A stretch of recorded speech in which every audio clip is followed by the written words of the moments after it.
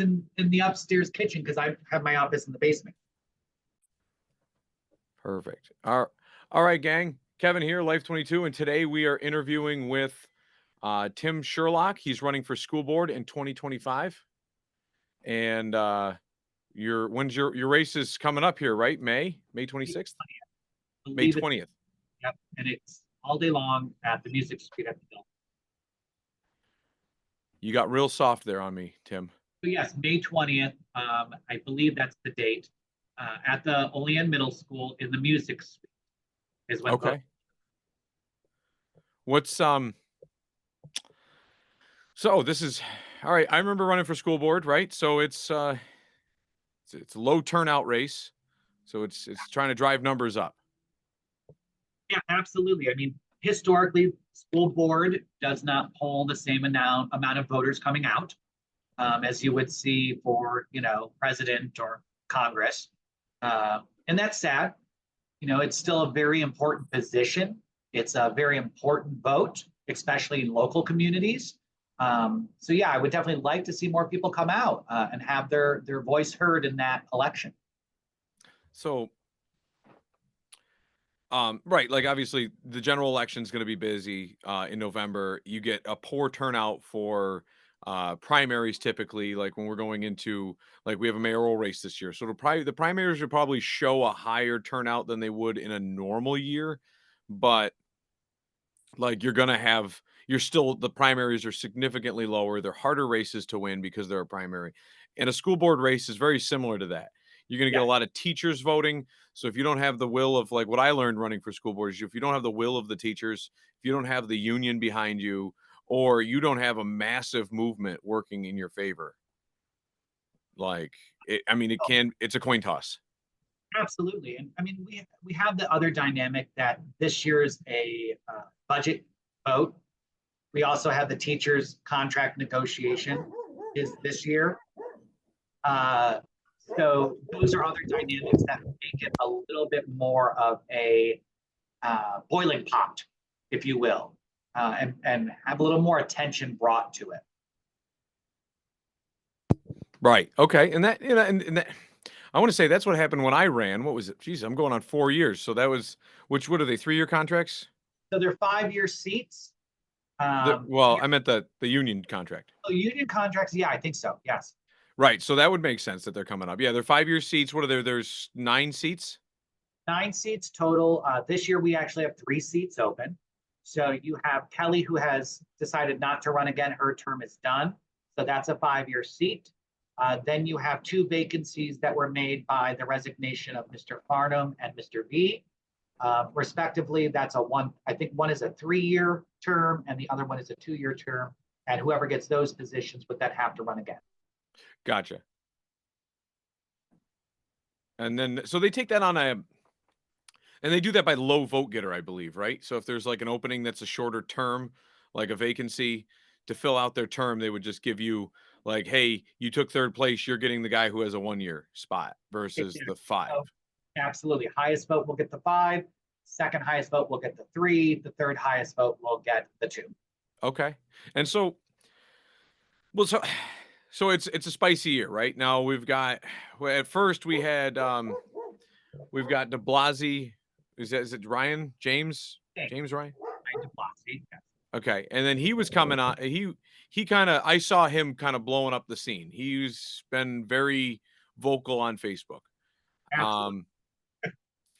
I've seen Tracy Lynn. She's been there, but her presence isn't as great as, is in your face as de Blasio's is. Yeah. And then you threw into the race, and now we also have what we call them, the Young Sisters. Well, so you have former Senator Kathy Young. You have Aubrey. I can never remember her last name. Is it Malik? Malik, and then Alex Kelby. They're a 3-person kind of running together as a group. I mean, technically, you can't run on the same ticket, so each one of them will have to earn their own votes respectively, but they are running jointly. Right. Which is more of a tactic and less of a formal thing, right? So it's more of a, right, it's just their campaign strategy. Right. Oh, absolutely. So, are you worried about that? I mean, Kathy Young's a pretty heavy hitter, so to kind of anchor your boat to hers. Well, I'll say this: it's smart, absolutely. Um, I think that each candidate who has thrown their name into the race, we all bring something very unique to the team. I think we all, on our own merits, have something that would be beneficial to the school board. As Okay. far as your question, am I worried? I don't view this as a popularity contest. I don't view it as a political race. It's not about winning or losing, right? For me, whomever is elected to that position, as long as they are there for the right reasons, with the district's best interests at heart, then it's really about the children winning. There are no losers. Right. And so that for me is Kathy brings a great wealth of legal information, a great wealth of internal workings into politics and policy writing. Her assets are strong and they're needed, so, I'm actually more than anything, I'm kind of invigorated, excited, and happy to be running alongside of her. Right. Because yeah, I mean, and that's part of it too. Because even after, because you've run before, I have. and I mean, even with losing previous races, like you're still in it, you're still trying to run, and like you haven't like fallen off the scene. You get a lot of people that are like, I'm going to run for alderman, and then you just never hear from them again. Right. Absolutely. I'll say that that's one thing that, and I'm glad you pointed that out. And I tell people this when I'm talking to them. Since I ran, I didn't disappear. I didn't say, oh, well, I didn't win. I'm done. I still stayed invested. I'm still at the board meetings. I'm still talking with board members, superintendent, admins, teachers. I am in the buildings. I'm asking questions. I'm learning as much as I can. I'm trying to figure out, even as a community member, I have a voice, I have ideas, and I can still be valuable. And everybody actually in our community needs to understand that we're all stakeholders. I didn't disappear. I've been active and I've still remained there. And I tell people when I'm asked, well, are you here for the long haul? One of the questions is the longevity. It's a 5-year term. It's long and it's a lot of work. Yeah. Are you going to stay? Well, here's the truth. I jokingly say I have a life sentence to Olean. I'm a homeowner. I'm not selling my house. I have children who have yet to graduate. I have Right. no desire to move. I'm here for life. This is my community. And so, yeah, I'm invested. I'm here for the long haul. So I mean that's a refreshing approach because a lot of people don't talk about that. They're just and they also don't talk about the commitment because and I don't think a lot of people realize the commitment. Like I've had conversations with Kelly and she's not one to miss a meeting, if she's a committee chair, she'll be there. She'll be there for the entire duration. She's never unless like her kid is on fire.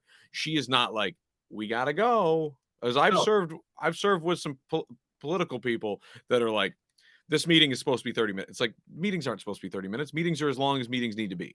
oh, absolutely. Last night, that meeting ran well past 10 o'clock. Right. Okay. Kelly was a workhorse. I love Kelly in the position on the school board. And you're correct. She was at every committee meeting, every board meeting, Right. every special meeting. She never missed anything. She was dedicated. And when you look at that, let's break it down. You've got all the committees that you have to go to. Those happen on the off weeks that you don't have the meeting. And sometimes it's the same week as the general body meeting. Right. Last night's meeting was over 3 hours. So you already have, it turns out to working a full-time job because there Right. are also trainings that you have to go to. You have to learn what the rules are and the laws and that you have to govern. So there's a lot that goes into that. So it's a full-time job and I commend her. It is not easy. And Right. we've seen that. Let's be honest, in some of our past board members, you get on the board and then you never see them at a meeting. You never Right. see them at the committee meetings. And then I have to question, why did you even run in the first place? Right, because they thought they were going to make some great grand change, right? Oh, absolutely. There was We some all do. idea or a threat that they thought that they saw, that happened in the last few years. Yep. And it's one of those things, and then you realize when you get on some of these, like, it's very incremental change, if any, that you can make. A lot of these things are bestowed upon you from the state. So, I mean, and it's a thankless job because you get the people up there trying to point, and it's your fault. What's going on with my kid? Oh, and absolutely, right? And let's talk about that. We have situations. I'm a parent. I want the best for my students in this district. What does that mean? I want the best education that they can get. I want the best services. I want the best supports. I want my child to feel safe and included and valued as a human being, right? Well, there's also always going to be problems in every district. So what we get sometimes is are people coming up and saying, "You're not doing this." Well, oh, I'll take that, and I hear you, but I want to ask, let's go through the process. Who have you talked to? Since I didn't win, part of what has happened over the last few years is I have community members who will come to me and say, I have a problem with the district. What do I do? So I walk them through the process. Have you spoken to that school's guidance counselor and administrator? Yes, I have. Okay, good. We did that. Nothing happened. It was terrible. Okay. Now I want you to go the next step, which would be their supervisor or up to the high school level. Nope, nothing happened. All right. Now you're going to talk to the superintendent. All right. Nothing happened. I feel that I wasn't. All right. Now you are going to address the board. We follow that process. Does it work perfectly? No. If it worked perfectly, we wouldn't find ourselves in the positions we constantly find ourselves in this district. And I mean, that's there's so much that's like that goes on with these communities of ours, and then like and the process you have to follow, and nobody understands the process, regardless of like how much people think they understand it, right? Like I used to be a teacher and I did this, and it's like, yeah, but like so there's teachers that don't even deal with like the administration. They don't ever have to get up that far. They never have a problem. And so now all of a sudden they're out, maybe they want to run, it's like you've been so far back from the problem. And it happens in every organization, right? Like the city's got people like that, the county's got people like that. They don't follow local politics, they don't follow county politics, but some of them work for these municipalities and whatever, and they no care in the world. So if you were to like, hey, you used to work there, you should run for such and such. And Exactly. And that brings me to part of my platform, right? That's something that is the fault of the district. How do we disseminate that information? Is it easily accessible to our community members? Is it written and presented in such a way that is easily understood and followed? That's the responsibility of our district to do. And how do we disseminate? Well, that's another part of my platform. We used to have our YouTube, much like the Common Council does, air our meetings. They did away with that, many reasons. I want that brought back. We should be open and transparent in what we're discussing. We have people in our community who are mobility impaired that can't get to these meetings. Let's be honest, many of our parents are single parents working 2 jobs who can't just stop working to be at the board meeting, but they can watch later on their phone. Or maybe they're home with the kids and they don't want to drag the kids up there, but they can pop that YouTube video up live on their phone while they're washing dishes or cooking dinner. It's about that accessibility piece that allows them to stay informed. And it's how we present that information so they know where do they need to go when there is a problem. right. No, and you're not going to hear any argument from me. I was a big advocate of it. I pop earbuds in, and while some people are listening to music while they work, whatever, I will listen to podcasts. I'll keep up on news. I'll listen to books. I catch up on every common council meeting, whether it's, early in the morning to late at night, like I'm usually listening to something.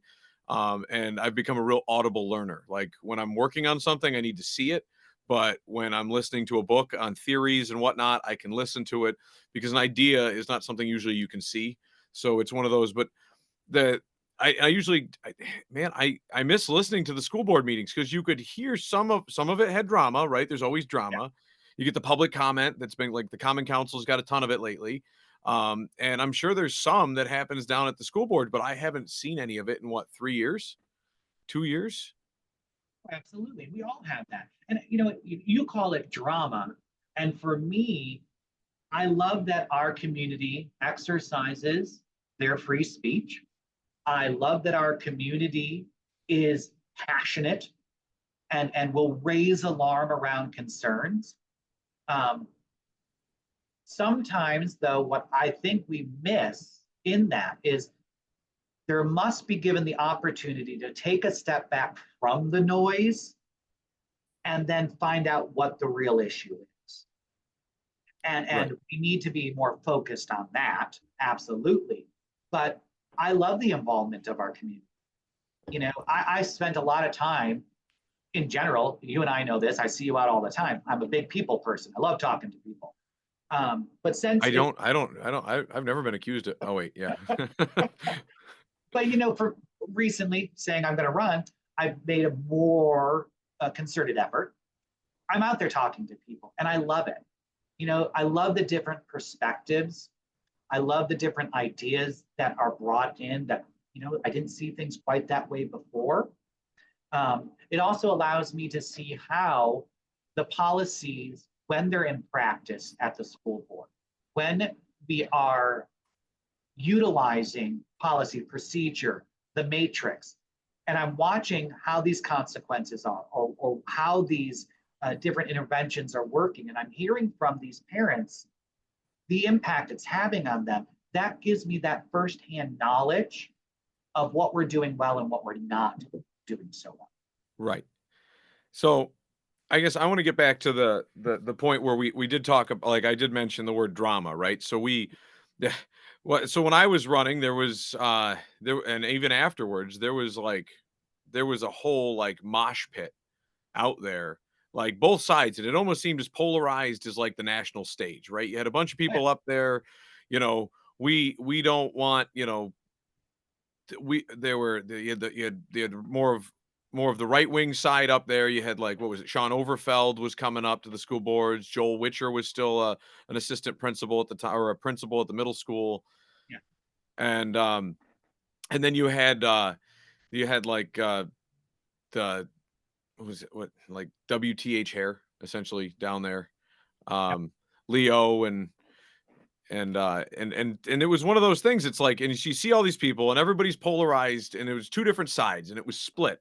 And so during that time period, it was like a mosh pit. Like it was like, pick a side. What side are you on? People are intermingled. And like, to tell you the truth, and I've just been you know, speaking with you recently, like there's a lot of people out there, probably people that listen to this podcast, that like lumped you in with like I want to say Leo is pretty far left. I used to think of myself as pretty far right, and I'm realizing I'm actually somewhere between right of center and I wouldn't say far right, but you know, I would say I'm closer to right of center than anything else. But then it was like one of those things. A lot of people lumped you in to far left extremism, and And here's my take on that, because I remember that time, right? And that goes back to that point that we were talking about, understanding where your battle really is. Okay. right, And the biggest issue there was people were arguing things that were of a state and federal law level, had nothing to do with the school board. Okay. right, Those pieces. And so to that point, you know, we have to stop and know your battle. There are only right, certain things that the school district can and can't do, right? And there are laws that they must follow, whether you like it or not. And right, it doesn't have to be a right or a left thing. This is the beauty. The school election for school board is not supposed to be, in essence, political. We know politics isn't everything we do. So let's get to the real issue, which is when things are polarized like that in those incidences, and like we see now, for me, the important piece to look at is to say, where is the middle? It's not about Republican values or Democratic values. It's about where can the two opposing ideas meet in the middle to come up with the best possible solution that's in the best interest of the children that we have taken an oath to serve. Sure. That must always be the main objective and goal for any person running for the school board. If that makes Right. sense. Sure. No, that makes sense. When you're going into negotiation, any negotiation, right? The goal is not I get everything that I want and you get nothing, or vice versa, right? The goal in a negotiation should be that everybody walks away happy. We came up with something. You might not have won every little item on your to-do list, but you walk away satisfied that you didn't get shafted, Yep. and vice versa, and everybody walks away happy, and that's a good negotiation. That's a good compromise. That's just the rule of, and you get these too many people that are like, it's my way or the highway, and it's me, me, me, me, me. And the problem is, if you went into a business scenario like that, guess what? You wouldn't be in business very long, because most of those people are like, this guy came to my house and he said me, me, me, me, me, and he wasn't here for me, the customer. And you know what I mean? Like, everybody feels like nobody got value in that, except for the guy who, you know, Exactly. And that goes back to the purpose. I'm losing you again, Tim. Oh, sorry. Let me come closer. That's right. Better? Yeah. Okay. So that comes back to those fundamental purposes of the board, right? What's the board supposed to do? Well, they draft and create the policy that's going to be implemented that will then shape and form our rules, regulations, and procedures in the district. They are to hire and fire the superintendent as it pertains to their contract and things like that. Also, the contractual pieces of negotiations, okay? And approving the budget, looking at our fiscal responsibility as a district. That's, in a nutshell, very watered down, what our board's supposed to do. There's still those elements, though, of checks and balances, as you would see even at the governmental level. Sure. And so you have that. There's a constant negotiation in everything you do when you're a policymaker.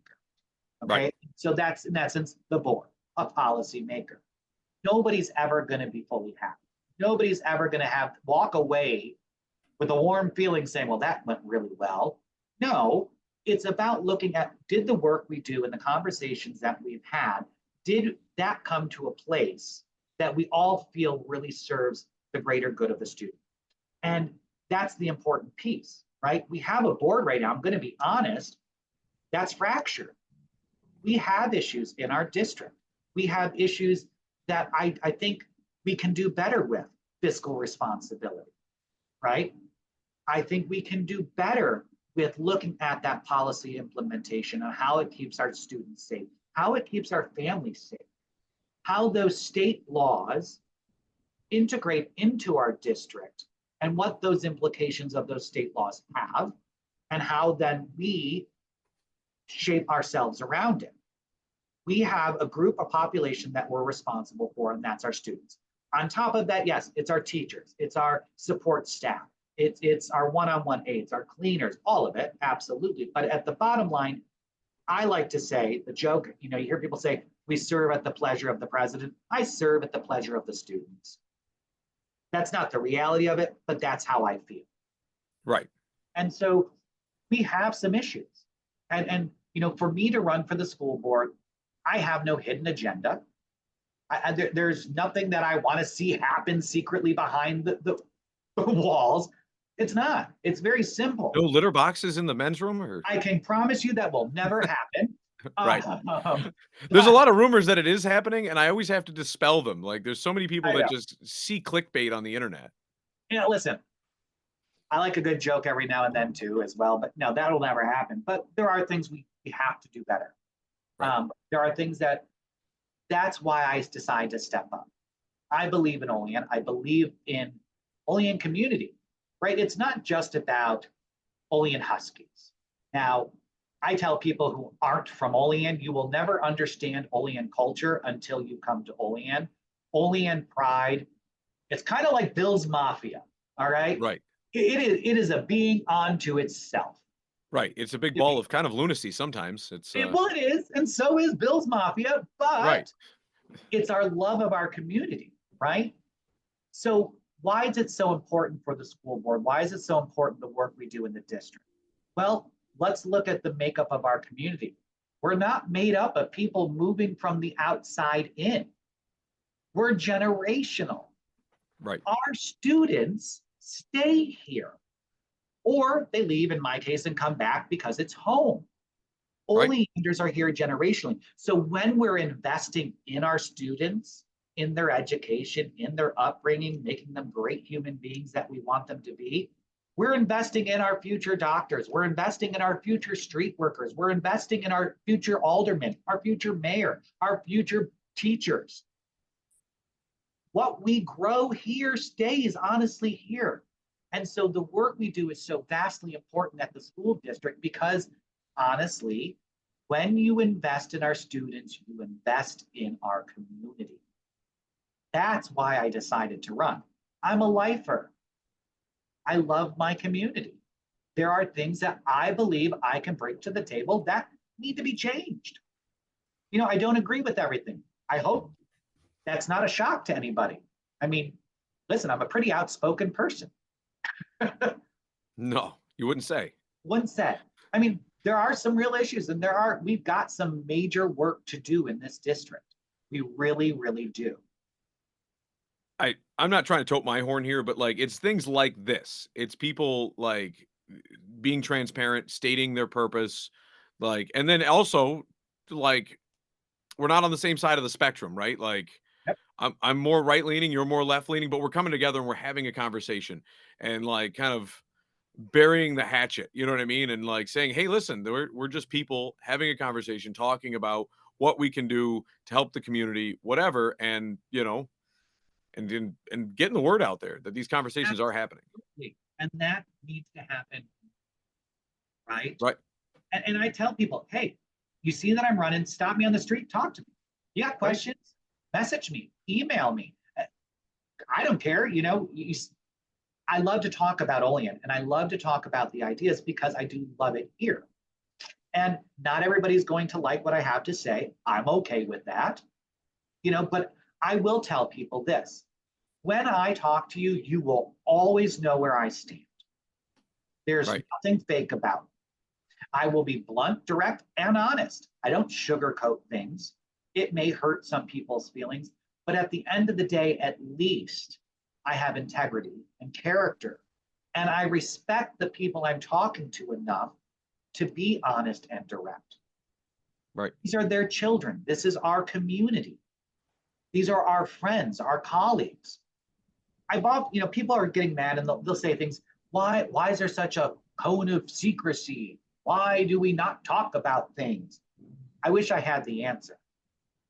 My philosophy is this. If we are following the law, following the rules, following and the procedures, right? We're doing everything that we're supposed to on the up and up. There's nothing to hide. So there should be no fear of having it out in the community. Right. That part has never made sense to me. You know, I get the political spin on things that happens. I'm not here for that. I'm not. I want factual conversations. I want us to look as a community and say, this is the problem I see. Okay, I see that problem too.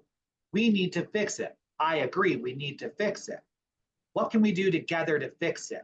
All right, let's talk about it. It's that third part, we're not doing well. We're good at Right. figuring out the problems.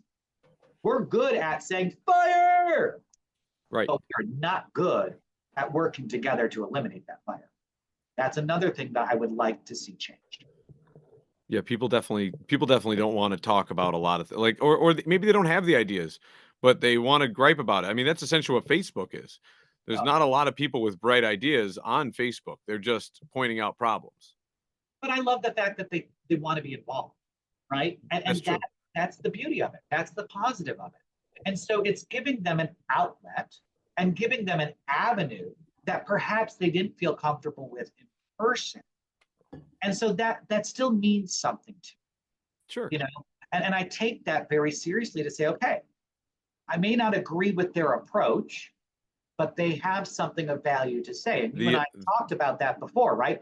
I told you, I don't always agree with your approach, but I do hear what you have to say. And right, that's important. I right. don't There's agree with many people running now and their approach, but I want to hear what they have to say. there's a lot of people. So I don't know, I'm sure you're familiar with emotional intelligence.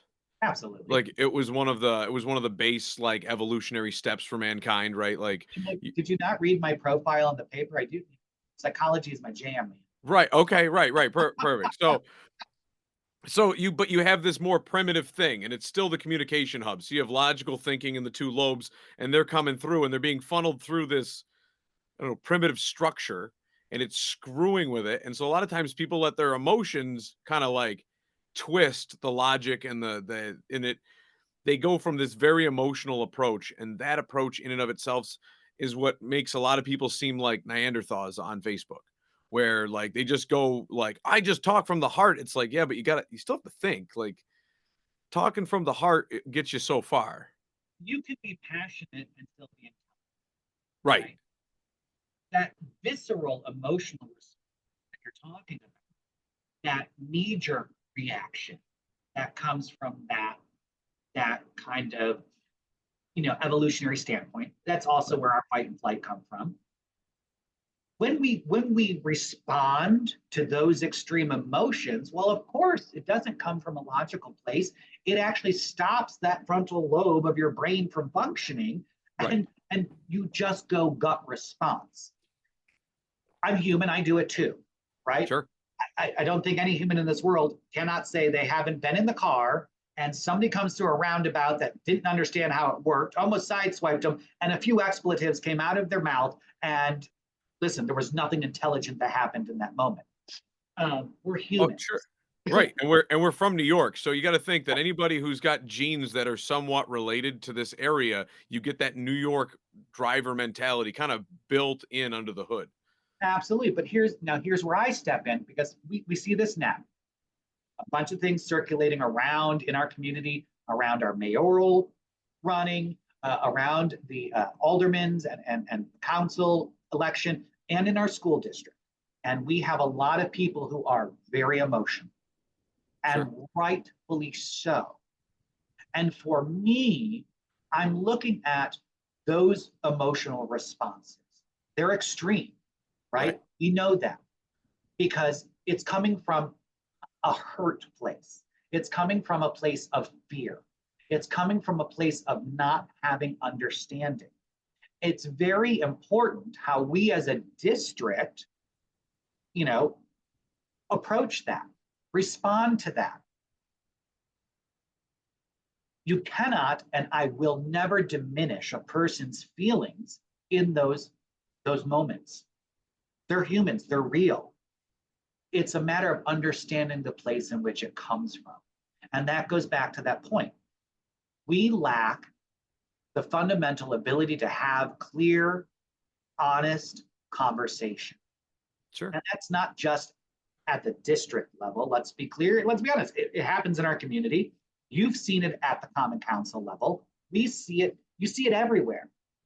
Right. And so, you know,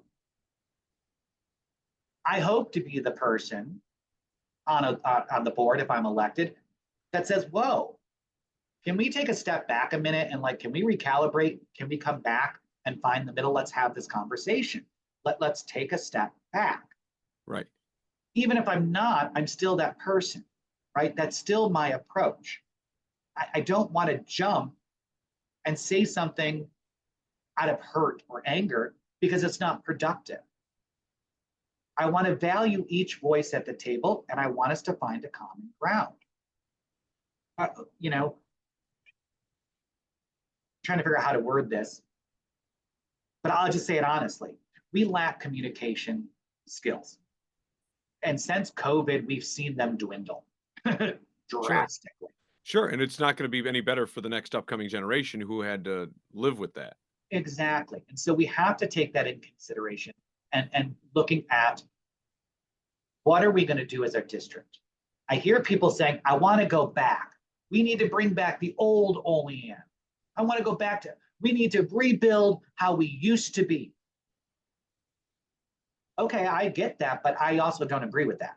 Like if we went back in time, we wouldn't have the same technologies and we wouldn't have all the cool advancements that we have to bring foreign classrooms into the classroom via the telelinks and stuff. But I get the sentiment of what they mean is we want to go back to that sense of pride. Sure. We want to go back to that sense of inclusion, that sense of homogeneity where we're all one unit. Now I want to go back there too, right? I want to go back to where all the Huskies are pulling that sleigh. Sure. That's it. It comes back to the let's find out exactly what we're talking about. We have a lot of noise going on right now. And people, you'll see it in the papers, you'll see it. And I hear people saying to me, our district's on fire. Our district's a hot mess. That building over there is a hot mess. Our children aren't safe. I don't disagree. Absolutely. But the next step is, let's talk about, can you give me the specifics? Right. Pinpoint it. Because once we can pinpoint the problem, we can start to address the problem. No, say they don't. So things like our children aren't safe. Like, are they less safe than they were, 2 years ago, 10 years ago, 100 years ago? Well, I don't know. It's a loaded question, right? And I get it. It's a rhetorical question. I get it. Right, but like a lot of people say our kids aren't safe, and it's like, or people are dying of. For me, is define the safety issue.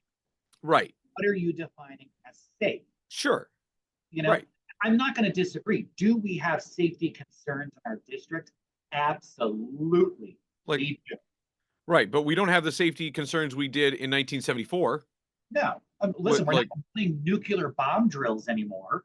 Right, we're not doing well. I was going to say pre, I'm sure they were doing that too, but I was getting at more of the point that like we were one of the homes of one of the first school shooters. Yep. Like 1974, like it was Tony Barbaro. And yeah, and it's one of those I remember reading about it. Right. Well, my dad trained the kid on the rifle team because the Olean had a rifle team. Yes, we did. It was a sport. The kid was a little, emotionally unintelligent, like he didn't know how to handle his stuff. He, but it was one of those things. It was like my dad graduated 2 years later. He's home and he got interviewed and he's like, I'm glad that you actually use that as an example because you're right. How are we defining safety in our schools? But there are concerns. You brought up mental health with that individual. Yes, there are very real mental health issues in our district. So what are we doing to combat that? How are we giving those services and those supports to our teachers and to our students? Right. Those are the types of conversations and questions we should be having, right? Sure. Where are our trained licensed counselors in the schools? Where are our social workers in the schools? Where are our behavioral workers who are trained on behavioral modifications that are training the teachers? I can tell you they're not there. I can tell you they should be there. I can tell you that is something that should be one of the main objectives of the board and building those expenses into the budget. They're a needed resource that keep our children safe. Their mental, social, and emotional growth is just as important as their academic. So there's another point of a conversation that I'm not hearing being had that we need to have. So like, I guess, and then there gets part of some of the issue is like, what are schools designed for, right? Are we supposed to be emotionally raising kids or is it STEMs? Because to me, I'm a little government guy. So when government's doing education, I want them to be teaching them science, technology, math, like all the important things, right? But like reading, what I mean? I want them to teach them things that maybe mom and dad at home are not as secure in. Mom's really bad at math, and actually so is dad. So now we rely on a teacher who is very proficient in math. Absolutely. I don't disagree. But to your point, let's look at development, because you were talking about that. Sure. And And early childhood development, I get, like kindergarten, they're playing with blocks, they're understanding shapes. I get let's some of that because it talk about builds. middle school, high school, okay? Our older children. You know, we're talking about, should we be teaching emotional stresses? Should we be teaching balancing a checkbook? Should we be teaching? For me, you cannot. And I think it is just a disservice and honestly just lunacy to look at a human being and how we educate them as animatronics, right? Only you're going to turn off all your substance that makes you a human being while you're in school for 8 hours a day, and you are going to be able to sit and just focus on the knowledge that is going to be gifted to you by our teachers. Now, Sure. you Well, have students, right? You have students who have very serious, let's take an example, ADHD. You have students who are special education students, right? Who are in gen ed populations. Our students are interacting with this melting pot of differences. Our students are having sometimes their new boyfriends and girlfriends. They're learning how to date. They're learning how to make friends. And let's sure. say friend structures, they fall apart. Now they've got these emotions, right? We deal with them in the moment. It's not that we're taking over teaching in place of the parents. It's a supportive thing, right? Hey, this happened at school. Here, Johnny, here you go. Hey, mom and dad, this happened. Here, Johnny, here you go. But to your point, also, you can also make the argument that mom and dad aren't good at math, right? Aren't as proficient. That's why we have a math teacher to teach those things. What if mom and dad aren't emotionally stable? What if mom and dad suffer from mental health conditions? Right. Which gets to a more of a grandiose issue of society as a whole, because there's a lot more people that are emotionally unintelligent and causing those problems to perpetuate in their own kids, right? Or And other that, problems at home. again, that's the beauty of why our districts and why public school systems are so important. You're looking at a microcosm of life, right? Everything that happens in society, just about any interaction, any type of thing it's gonna happen in this contained world that these kids that we grew up in at one point as well. Sure. It's where we're gonna find autonomy. It's where we're gonna find those Maslow's hierarchy of needs, right? It's how we're gonna define where we stand in the world. And everything that we do in this microcosm of school actually will relate to the macrocosm of the world. And so when we're invested, when we're looking at the entire map and saying that education is more than just academia, but it also encompasses these other aspects of human development, when we are teaching the whole picture, right, then we are better suiting our students and our children when they step out of those doors and across that threshold, how to walk into that real world. Sure. And that's so I know I sound like I'm on a soapbox, but it's why I'm so passionate about what we do as a district and what we do in our schools.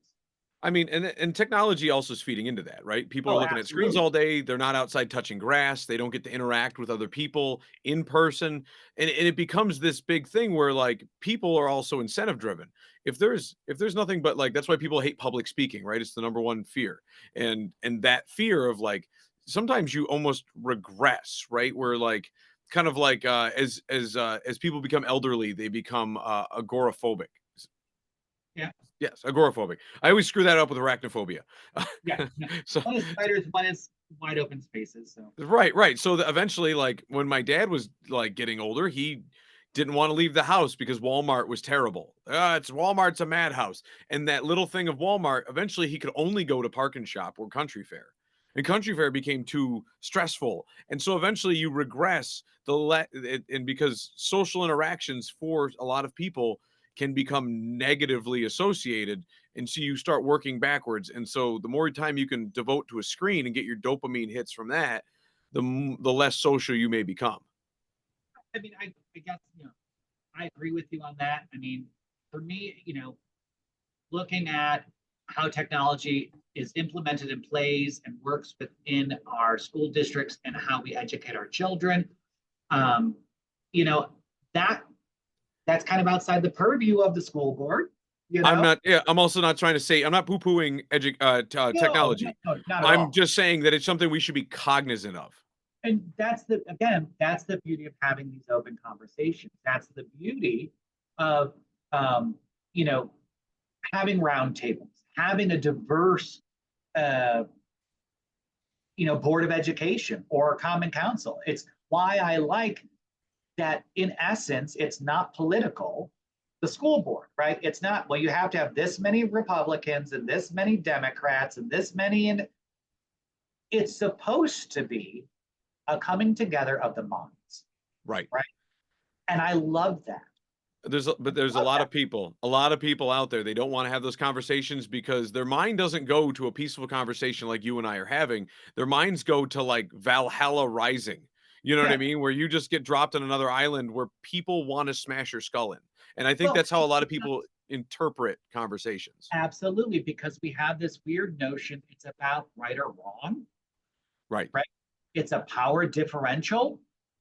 When we set up a conversation, a debate, or sharing of ideas on the premise that one person is right and the other person is wrong, you've already lost the conversation. Right. You've already lost the ability to have the conversation because you have set up a power archetype that is going to place one person above the other. Sure. It will never happen.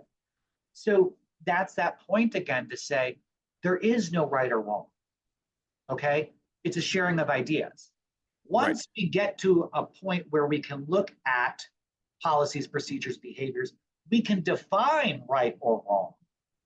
Sure. Right. Like we got to draw the line in this. We can draw the line in the sand on certain things, but we have to draw a line in stone on something. But we have to be able to have those conversations. Right. And that's been my whole premise in running for school board or even in everyday life, right? There are the one phrase that makes people so angry, and I don't get it, is we can agree to disagree. I like that phrase personally, right? I do. I am not opposed to that. We can agree to disagree. I'm neutral on it. Yeah, I like disagreements.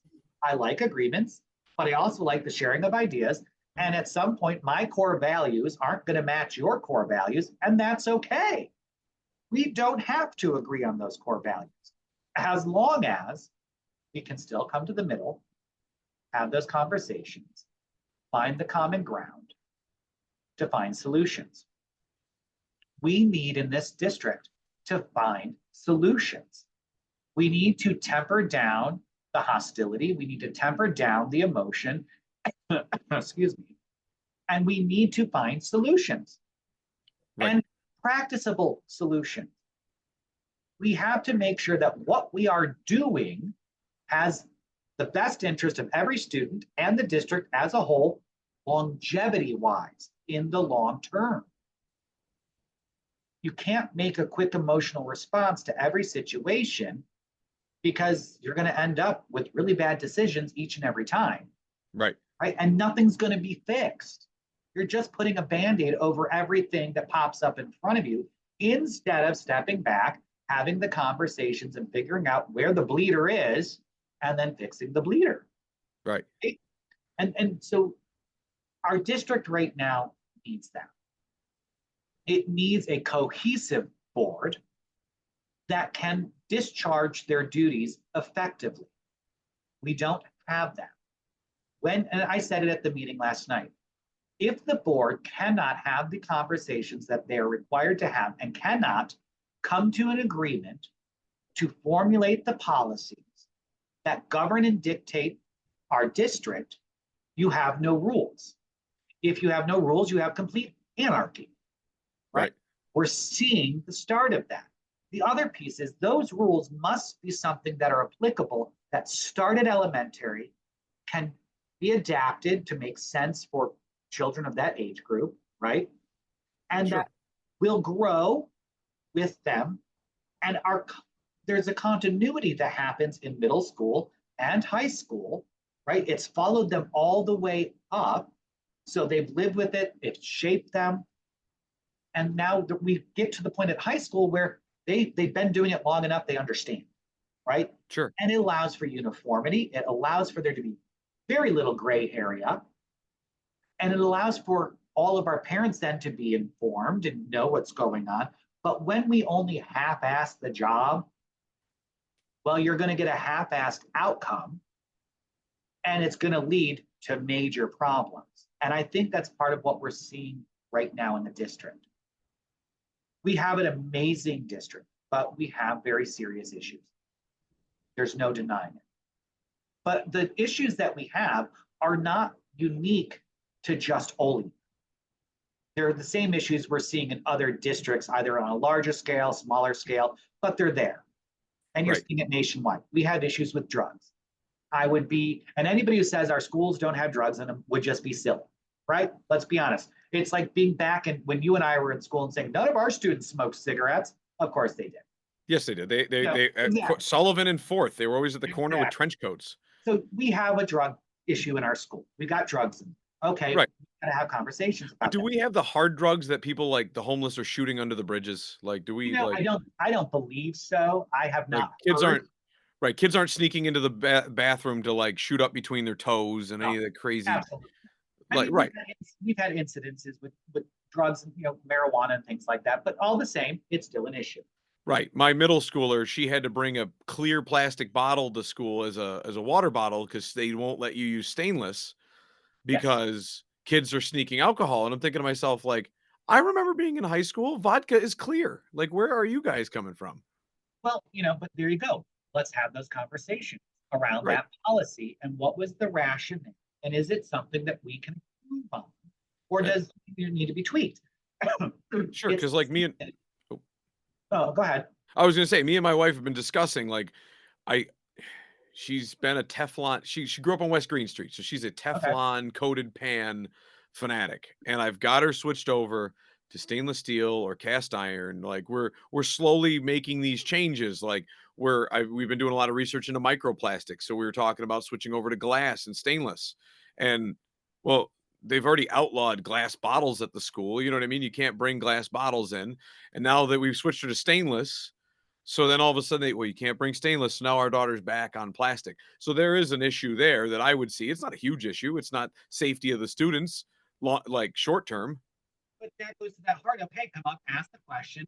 Let's show you the policy. Let's have a conversation. I'm going to explain to you why. Let's say I'm on the board or whatnot.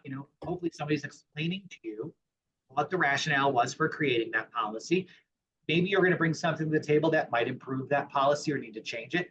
That's what we need to be doing, right? Right. Also, it allows our community to be informed and to understand what's going on. We have those issues. For example, I don't like the policies that we have written around bullying. I don't like the wording zero tolerance. Define zero tolerance. Right. It's a nice catch-all. Like it is. And so for me, when we draft policy or rules, it is imperative that it is clear and concise. Because if it's not, how are you going to enforce something like zero tolerance? There's a fight at the school. Well, that policy says we have zero tolerance for that. Okay, that means no chances. So we go to the matrix, goodbye. Well, that's not entirely true because now we want to have a teachable moment. We want to understand what the precipitous was for that fight. Maybe there was something going on where this person has some abuse issues. Well, then that's not zero tolerance. Right. So that's very important to me. I don't like wordsmithing things. So right. I got my fair share of fights in high school, and it wasn't like usually I said something and somebody reacted with that unemotional, intelligent response of trying to strike me. Yeah. My grandfather was a boxer in the USO shows. He was in the motor pool, and they'd bring him out to spar with the USO fighters, and he taught my dad. My dad taught me. So I was always a pretty good striker. And so when kids would come at me, I'd bob, weave, and I'd cold cock him. And it was like, hey, he's coming at me in a threatening manner. I'm defending myself. And the school says zero tolerance. And I had to do community service with Sally Ventura over at the Head Start a couple weekends in a row or a couple of weeks. And it was like all because small Paul at the time had come at me, you know, Yeah. and And there again is that why it's so that we write the policies, right? right. And how it's interpreted, how it's enforceable. I don't know if you remember when I ran the first, I ran on, and I'm running on very much the same type of platform, right? I Because you put, ran right after I ran, right? I did, yes. Okay. And the same thing that I had asked to be done years ago. So let's point this out. Years ago, when we had all this mayhem going on, Right. my biggest push was advocating for stronger policy, understanding the rules that were implemented, urging the board to be unified in what they were doing for as our district, that we needed to be cohesive, that we had to have clear language. I pushed for better understanding of the rules and how they were implemented and what those implications were in practicability, right? Sure. Right. What our code of conduct was. I was on there saying again, we need to look at our special education programs. We need to start combating these things now in terms of our absenteeisms, our graduation rates. If we do not take the opportunity, because at that time, we had switched to new and gotten rid of Rick Moore, right? We were having a change in the regime. Well, here we are, 3 years, 4 years, whatever it is later, we're dealing with the same issues because, again, we are not doing the things that we should be doing. The board is not doing the work of the board. Right. And if our board is not doing the work of the board, the rest of the system falls apart. That's checks and balances. Right. So, for me, I love having these conversations, but conversations are also only so good. They only Right. take us so far. The next step is saying, this is what I want to do. Now I'm going to put it into action. Right. And then Right? see how it's implemented. Exactly. It's not some great experiment, right? We've been doing this for a long time. So it's really just tweaking what's there, maybe, unless you have a major issue, at which point you might have to upend a division. Absolutely. But then here's the other piece to that, right? We have to understand, and the community, I would love for them to have a better understanding, right? Our policies have to comport and align with state and federal law, right? So there's only so much a board, let's be honest, a Board of Education can really do. We can't rewrite state law, but we can't change that. So when parents are coming at me or coming at the board saying, well, wait a minute, that's a state law, right? That's not something that we have the power. That's something that you're taking up the wrong tree. Right. But Title IX is a federal thing, right? Like exactly, great example. So those aren't conversations. Listen, you want to talk outside of school, outside of a board meeting about those things with me on a one-to-one level? All right, let's do that. But that's not within the wheelhouse or the purview of the Board of Education. So I'm sorry that you're mad that I can't engage or answer, but I have no authority there. It would be like me coming to you and saying, or going to the Common Council and saying, I want you to change Kathy Hochul's mind on bail reform right now. Right. You can't. I know. And there's tons of people at local level from the boots on the ground that have to live those policies all the way up to the local common councils with unfunded mandates, all that stuff. And so for me, I hear what people are saying. I hear the heartfelt cries of the things that are happening in our district. I hear you, and I'm with you, and I agree with you. But I can't just round and rally and jump on the bed of the truck that's driving by and say, okay, part of being on the board or on the Common Council when you know this, it's taking a step back and looking at the bigger picture and prioritizing. It's the same thing as if you went into an ER. People get mad. That ER doctor has a team of nurses. Those nurses triage. We have to take the most immediate problem and take care of it and work around what we have to get to the bigger picture. It's the same with the Common Council. It's the same with the Board of Education. I hear what you're saying, But I've got to step back and I've got to look at all the problems we have and which impacts which, and what's the best solution for the longevity of the district. And people, then you could say, well, oh, you're pro-district, you're pro-admin. No, I'm not. When I say pro-district, that means students, right? When I'm looking at budgeting, we have our budget hearings. I'm looking at that budget as a community member saying, okay, how is everything broken down? How is it going to spend? What's our tax base look like? Do we have an ever shrinking population, which means an ever shrinking, decreasing tax base? Okay, well, that's not a revenue I can count on. So now I've got to look at getting more money from the state and more money from the government. Okay, well, what if those ponds run dry? Okay, do I have enough in my budget that warrants spending that much money to serve this many teachers or this many principals when I only have this many kids? Well, that's not logical. That's fiscally irresponsible. Then I have to look at, we have issues administratively. Okay, what does it mean to take on those decisions and change administrators? Or do we have, and can we by law, right? It's not as easy as you think. Then I'm looking at, we have fighting issues. We have behavioral issues. We have an entire special education program that has been completely neglected in our district for over a decade. We just got our report back on that one.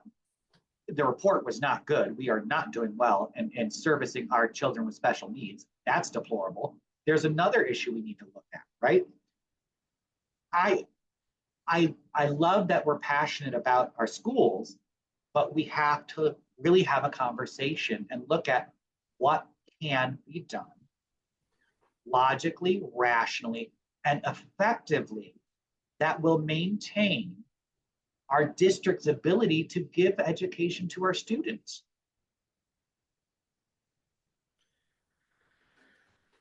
There's so much to kind of wrap your head around. So for those of you in the audience that, right, there's a lot of people out in the audience that just don't understand what's involved. And I know that, like, clearly you've shown a track record of being involved in even not being a member of the board. So Absolutely. I don't think there's any question that, like, if there was an election and you won, that you'd be at every meeting. Oh, you would be every committee meeting. You'd be a good valid replacement for Kelly Keller. Just, I take that as a compliment. Right. It's like in a dedication standpoint to agreements, disagreements, anything we've had in the past. I'm just saying, like, just your dedication to it is on par with Kelly. So we've talked about the young sisters. That's the name I just dubbed them, like, what, an hour ago. Right. What's your take on your other running? You don't want to call them opponents, right? They're not enemies. It's not good and bad. Your running mates, colleagues, right? Colleagues, my running mates, yeah. Sure. Listen, as I've said to you, I am very clear. I'll say when I don't like everybody's approach, but I don't have to. Right. That's my personal opinion. I'm going to take a step. Each person running for the school board has a reason. They also have a particular skill set that they bring to the table. They all have passion. They all have a reason for being there. They all have some really good ideas, right? And so for that, there again, I love hearing from each candidate running because they all bring something to the table. It's a matter for the community to, when they're looking at these candidates, and myself included, right? It's looking at the collection of the board and saying, can I see these people working together and working together well? Right. Can I see these people having these real conversations that are going to help my son, my daughter, my niece, my nephew? Right. Can I see these candidates? Are they there for the right reason? What are their morals, values, and their compass, right? Are there hidden agendas? I don't know. I can only speak for myself. I can tell you what my agenda is. I can tell you what my platform is. Do I agree with each one of their campaign's approach? No, I don't. I wouldn't do it that way, but I'm not them. Right. I can only lead my campaign with what aligns with my core values that I believe projects decorum, integrity, character, compassion, honesty, transparency. Those are things that are important to me. So that's how I run my campaign. Everything I have posted in response to things or newspaper articles, I posted because that's how I feel. I Right. make sure it's clear. I make sure it's honest. I make sure that it's factual. Right. And so there's certain parts of transparency that I don't think a lot of people get, right? Like there are like open meetings law, for example. Yep. Right. So like the common council can go into executive session for sale of real property, employment issues, whether it's, you know, staffing or whatever. They can go in for ongoing litigation. Feel like there's a couple others. I think there's Yeah. like five. Now disciplinary, there's a couple. I get what you're saying. Right. So, but transparency doesn't include like airing those meetings, Well, right? you Like still those. have laws that protect HIPAA, FERPA, and those Sure. things. Right. Especially when you have students involved, like people under Yeah. the age of 18 without their parents' consent, yada, yada, yada. So, like, and I know that there's been some other candidates that have been like kind of trying to broach that. And there have been past school board members that have maybe been feeding into some of these people on Facebook on stuff like that. And like when you say transparency, you're not referring to just airing everyone's dirty laundry. Oh, Just to clarify, I don't think anybody no, thinks that. no, absolutely. Transparency to me, right? So I believe that's why I want the YouTube videos back, right? I want Right, everything streamlined out there. So there can't be this misinformation or this guessing of what was said or guessing of what happened, right, right? Like I said before, if we are being honest, if we are following the rules and the laws, there's nothing that should be hidden from the community outside of those caveats like you just discussed. right, There's no reason for it. And so for me, I know and you can't have different rules about public comment and commenting back with the public. There are certain things they'll tell you, you can't make a comment or you can't discuss this or it's in bad. I've told everybody, and again, this is my transparency, me being honest for me. I've told board members, you're really not going to like me on that board because some of those rules I'm probably not going to follow. And I know you're going to smirk at this because I kind of remember you kind of doing the same thing, right? And oh, it's I've done it in the past. I'm going to push back. And there are times that I don't agree and I believe that we should be telling the community something. I just might do it. And why is that? Okay, let's be clear about that. Why would I do it? Well, let's see. John Lewis said, sometimes you got to get into good trouble. Sometimes Right. rules need to be broken. We're looking at the situation at hand. Um, and does it protect the district or does it harm? Like it's going to be, I'm not going to always just caution to the wind, break all the rules, but I don't agree You're not going with to Kevin Doherty? no. But I don't agree with how little is communicated at times, though I understand why. Sure. Certain things They've got their, it's almost like there's a little lawyer on every shoulder in the room. exactly. And listen, I'm not always going to share everything about my life with every other human being that I meet on the street, right? Let's be honest. You don't need to know. But it is part of that need to know. There have been some things that have happened in our district that I'm sitting here going, well, why didn't you just say that?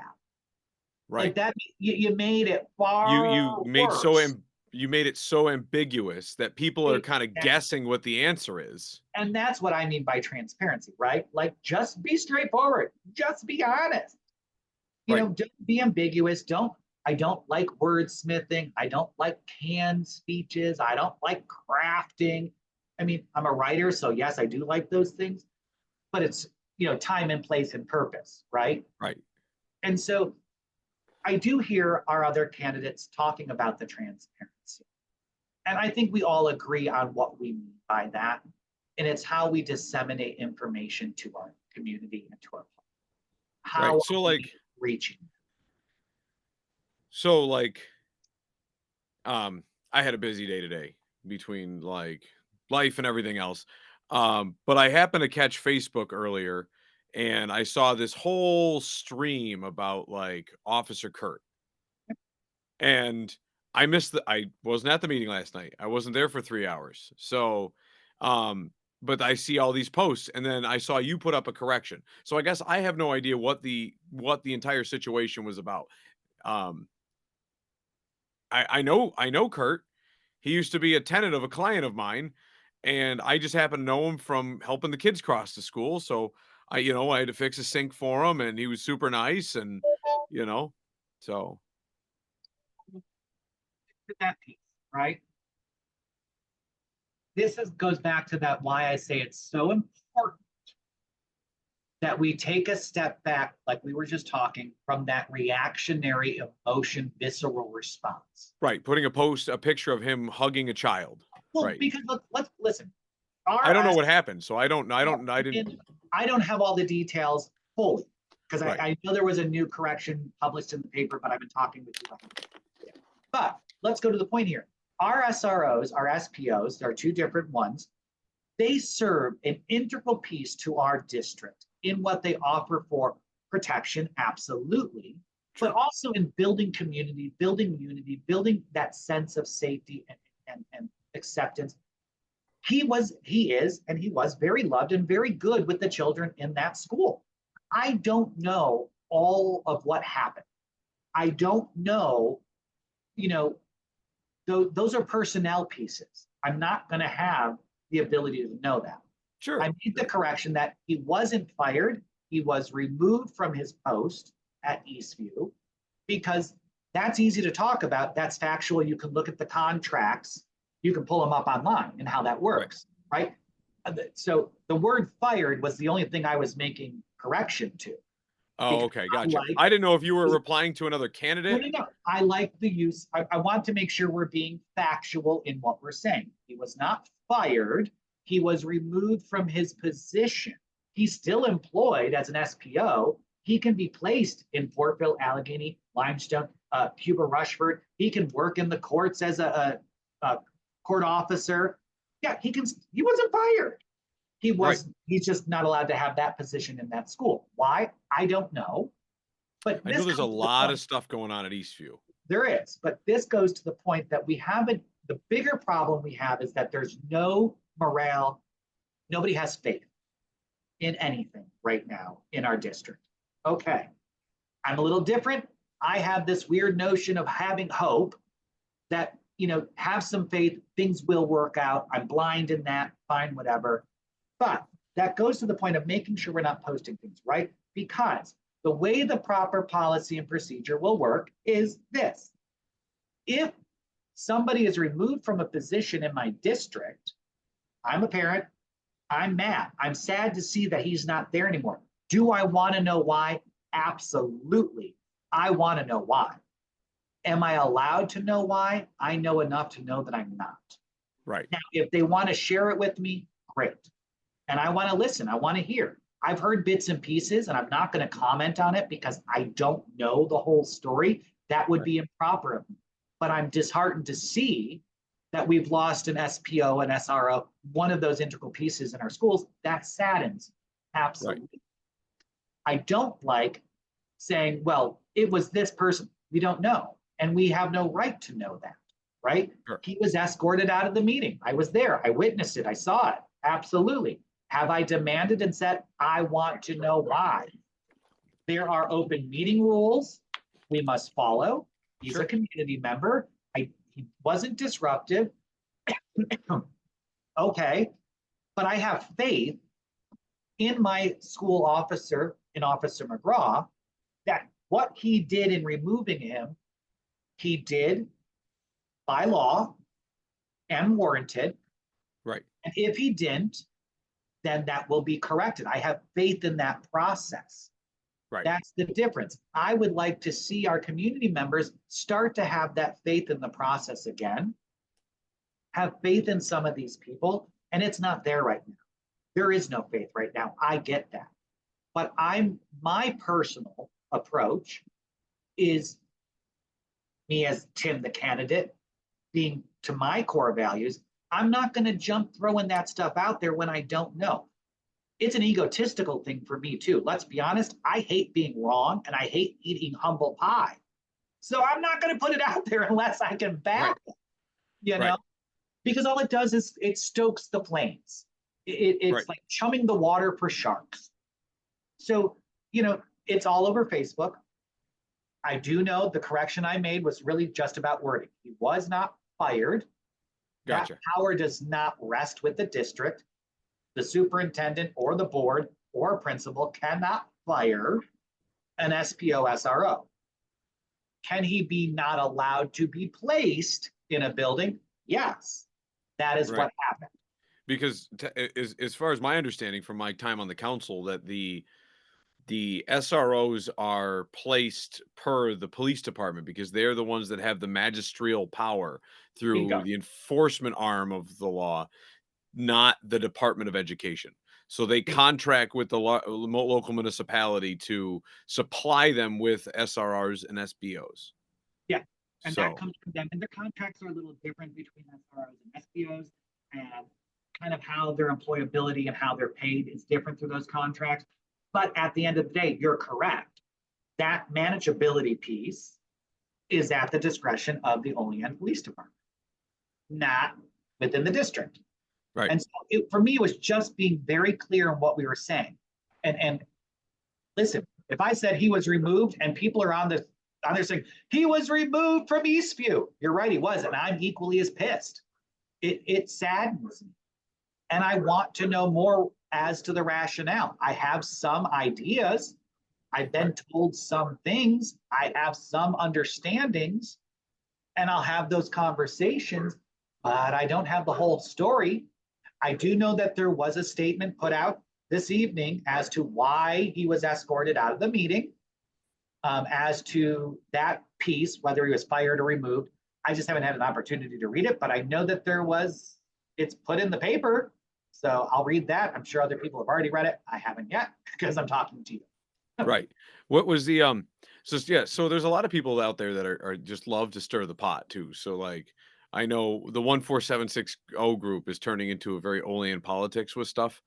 Um like today I saw a post and it was by Paul Petruzzi and he shared an article from 2022 of Janelle Morris's hiring. Okay.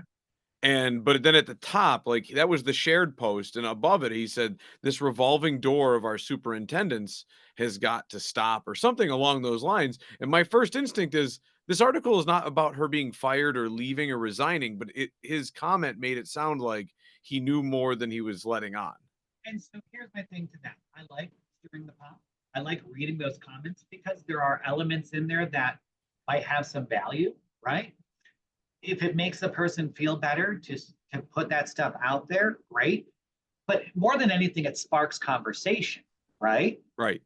Is she And that, leaving? That's what I was thinking when I read it, and I haven't heard. You'd think that there'd be a notice. I think that we would all know if she were leaving the district, right?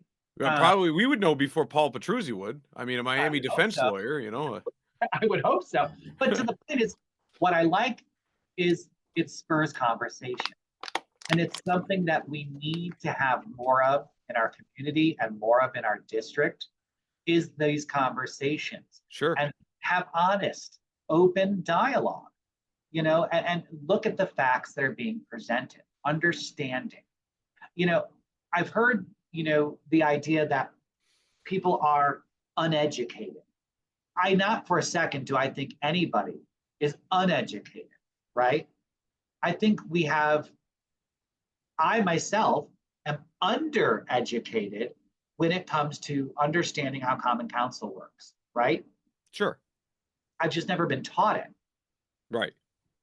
And so my goal is for those who lack the knowledge of how the process works, I want them to be a part of it. I want every parent, listen, in a utopic world, I hope that everybody in this community, every mom, every dad, every grandma, every grandpa, every aunt, every uncle shows up at our board meetings, shows up at coffee with the super, shows up at these extracurricular activities, shows up at the forums, shows up at the code of conduct meetings, I would like to see every person in our community have a seat at the table and work together. That is a utopic idea that's never going to happen, right? Right. Right. But I would love to see that because that's how the best work happens. That's why it's important when we're voting, especially on this microcosmic level of school board. It is so important for each person in our community to reach out and talk to their candidates, get to know them. Because when you're voting for them, you're in essence saying, you're my voice. I'm trusting you to make the decisions that will govern how my child is treated and taught and the consequences and outcomes. I'm giving you this massive responsibility. Right. And so for me, I want to talk to all the candidates. I want all the parents to talk to all the candidates. I like what you're doing here by giving me an opportunity, virtually at least, to put it out there and say, get to know me. You know, I want to be your voice. And you know what? If somebody came up to me and said, you know, Tim, I don't like you. I don't want you to be my voice on that board. I respect that because we should all have the same opinion. Because if we have the same opinion, it's just a vacuum. Nothing changes. There's no progress. There's no new ideas. So if I don't align with you, There'd also be no problems either because everybody would be the same. Exactly. I don't know. I talk to myself quite often, and listen, I can make problems in my own head, and I like me. But you know, I'm okay with people not wanting to vote for me. That's the beauty of our democratic process. You know I probably sound hokey, but I love it. I love the democratic process. I love the ability that we have to vote. I love that, what it represents. I really love having had the opportunity to come on here and have some conversation with you and joke around a little bit and also kind of, say, hey, this is who I am. Right. And this is who I am on this show. This is who I am in the streets. This is who I am in the YMCA. I mean, and I know you can even attest to that. Right. You've seen me out. Like, this is me. I'm the same person. It's not performative. Sometimes you'll see with when you're looking at elections and candidates and people running, people are really good about saying what people want to hear. Sure, because they're shooting for the center. Exactly. I'm not. My thing is, I am not saying what I think people want to hear. I'm not here to win people over by some magic. No, I'm just being me. And in being me, I hope I win people over, but if I don't, I don't. Because at the end of the day, I'm still me. Take it or leave it. You're always going to know where I stand and where you stand with me. You're always going to know what my values are and where I lie if you get to know me, right? Right. Yeah. There's too many people that lean towards that. They make a concession to the mass, the big voting group in the middle, and they might lean one side or another or have like a favorite group, or that sometimes they just change hats amongst different groups that they sit in. So, and I think you can attest that I have never been one to lean to any side or push for the voting of the mass. I am just, I'm outspoken. This is what it is, right? Right. I'm not going to change my values or change how I vote on something to appease anybody. What I will do on that board is you're going to see me, if voted on, I'm going to tell you where I stand on a policy. I'm going to tell you why I stand on that policy. And I'm going to tell you exactly why I voted yes or why I voted no. I am not going to be a board member that you see on there when they're like, motion, second, all in favor, all opposed. No, that's not me. When they say, is there any discussion? You probably can bet your ass I'm going to have discussion. Oh boy. I'm super excited to watch you drive meetings to 5-6 hours long instead of 3. But no, none past 8 o'clock. That'd be my only request because I'm old and I like to go to bed. Right. I think it would be humorous if you just started driving them and just people are just going, oh my God. And then you, was it Cory Booker? Cory most recent. Booker, I'll pull the 27-hour filibuster, but yeah. You should just pull one of those. Be like, this is my first meeting. I want to make it epic. I'm going to filibuster for 28.5 hours. Hours at a local level. Is Guinness Yes. anywhere? Guinness Book of World Records. Where are you? The problem is you'd make it like 20 minutes and Dan McGraw would escort you out of the room. Probably. And Because- honestly, at 20 minutes, I hope he would. right. Gotta have faith in the process, Tim. That's right. You got to have faith in the process. All right. Anything else, my friend? No, I can't think of anything else. I've been asking people that watch the show, people that know me, just submit questions, and I don't get a ton of people that are just like, ask this person this, and I just don't get a ton of it. So we'll make another plea, and then they can also where can people find you? You got a Facebook? So my Facebook is Tim Sherlock. Oh, one more time, Tim. All right. So mine it's Tim Sherlock. It's a picture of me in a red hat and then my background picture. On Facebook. You can email me at t.r.sherlock2023@gmail.com. And message me. See me on Facebook, email me. I'm happy to answer any questions. I'm happy to meet up with anybody and have coffee. I've met with 4 people now just this week alone at Tim Hortons and other places who they reach out and say, hey, I'd like to talk to you. You want to go for coffee? Sure, I'll buy. Let's talk. Yeah. So when we do this audio podcast, we actually have when we do Transistor, they give a profile of the guests that are on the show, and it tells you what episodes you can find this guest in, and we can link all of your other stuff directly to that, so people have so they can check you out on Facebook. Some people have a website. Some people what they have I think gives me an option for X, Instagram, GitHub, Blue Sky. That's the new Twitter. That's the new one, yeah. Yeah. So social savvy person. I have Facebook and Instagram, but I have them linked so that I only have to post on Facebook and it automatically posts on Instagram. And vice versa. Yeah, right. And vice versa. And then I have just I just have my email address and that's it. Cool. All right. Yeah, I may even send you a screenshot just to collect some of that data here afterwards. But yeah, not a problem. All right, guys. Well, I hope you enjoyed our interview with Tim here. And I'm sure you're more than welcome to come back on the show. Check him out on Facebook.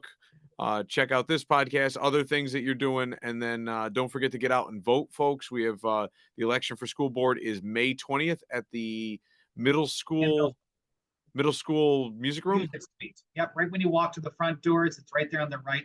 They have it very well mapped out, so you'll know where to go. Gotcha. If you go down the wrong hallway, not Tim McGraw. What's the Dan McGraw is going to be waiting for you. Absolutely, he'll escort you out very nicely. Right, very pleasantly. All right, guys. Don't forget to like, subscribe, and we will catch you guys next time on Life 22.